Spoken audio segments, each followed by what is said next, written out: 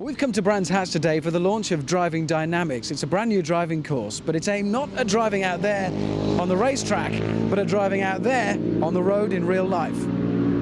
Okay, Tim, can you just explain to us, firstly, what today's about, and secondly, why you're carrying something that I might have in the bath? Right. Yeah, expensive Christmas present. We're trying to make people better drivers of the metal box, of the car itself. There's a lot of driving courses about, all of them are very valuable, but we think not enough of them concentrate on actually getting the right response from the vehicle, learning what goes wrong when you push the wrong button at the wrong time or the right button at the right time, and the effects that will have on the car. And a very good way of explaining that is having this tool so that you can show people what happens with weight distribution when you brake, when you turn, and when you accelerate, and the effects when it goes wrong and sending the weight too quickly from one end to the other and having an unstable, imbalanced car. Our first taste of weight transfer in a moving car in a safe environment came here in the slalom. And here we were told it's all about keeping it tight, about minimal input through the controls to achieve minimum transfer of weight, to keep the whole car flowing smoothly through the slalom.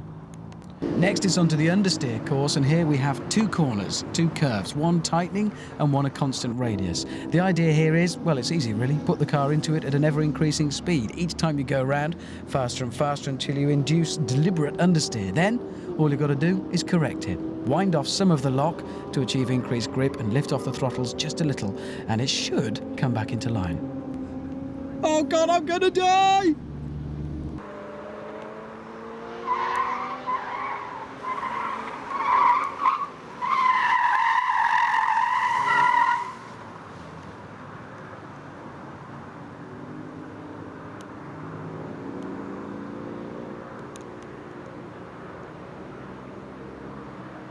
Next it's onto the braking section, and we find out just how significant those three letters are, ABS, anti-lock braking system.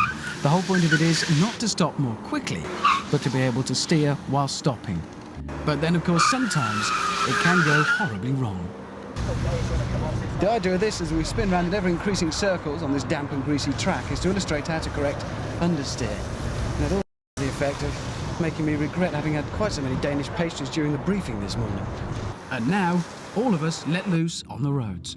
So as we leave the main gates, heading out towards the road, the real thing, what's the actual point of this part? The purpose of this exercise is purely and simply to highlight the fact that when we're driving, we normally know where, more or less, we're going from A to B, and we don't normally observe the book that's written out in front of us, i.e. the road signs and road markings. It's given us an early warning of any hazards that might be approaching. We now notice we come into a 30 limit sign, and so as I'm talking, I'm just highlighting the amount of book that is written out in front of us. In the centre of the road on this occasion, we have what looks like centre road markings, but it isn't in fact. It's a hazard warning line, which means they're broken, which means we can cross them if it's necessary, but in actual fact, this is not the place to do any overtaking, because it's warning the driver that we've got either junctions, a bend in the road, or whatever else is going to go on. It means there's hazards ahead. And here we've got a slow written in the road, and on the left we've got a marker balls telling us the edge of the road, and off we go. So that's the book I refer to. That's a lot of information then. It's a book. It's actually written here. If one does 100% concentration and one keeps to the limit, one is always a lot safer. But I noticed as well that you did, for instance, go, oh my God, there's a JCB! Because there was, and it loomed at us round the corner. So, I gripped the old seat there. But you don't do that. My position in the road was of such that I just felt that he was in his correct position, I was in my correct position, and there was no danger. So we're talking about staying cool and calm. Staying cool and calm, yeah. It's attitude. Yeah, it comes back to your attitude. Attitude being that the major cause of road accidents is attitude, and I would say that the biggest thing you can do to get your right attitude is always leave 5 minutes early. Reg, that was it. Around the highways and byways. Well, Richard, I've got to say that right from the start, when you sat in the car, you seem to be in control of it. So by and large, I felt very safe sitting here. Congratulations on your drive, and I'm pleased to see you do it that way. No screaming. So well done. Thank you very much.